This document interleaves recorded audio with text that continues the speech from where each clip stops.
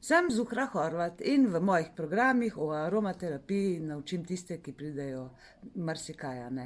Ali ste vedeli, da lahko najdemo čisto naraven botoks, to je olje pečk granatnega jabolka in rmana, ki ga namažemo pod oči in se zaradi snovi, ki jih vsebuje, tudi hamazolena, prav lepo napne pač pod očmi kožo. Potem lahko eterična olja uporabljamo pri najbolj trdovratnih madežih od lepila, recimo eterično olje limona, ta madež takoj raztopi, da se nam ni treba preveč truditi.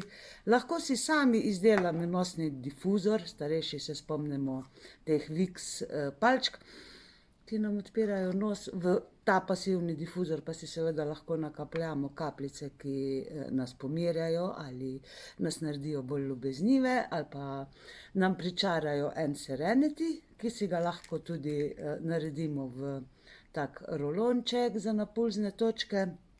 In pa kot zanimivost, a ne, lahko delamo od angelskih vod do ambientalnih dišav, karkoli se pač odločimo.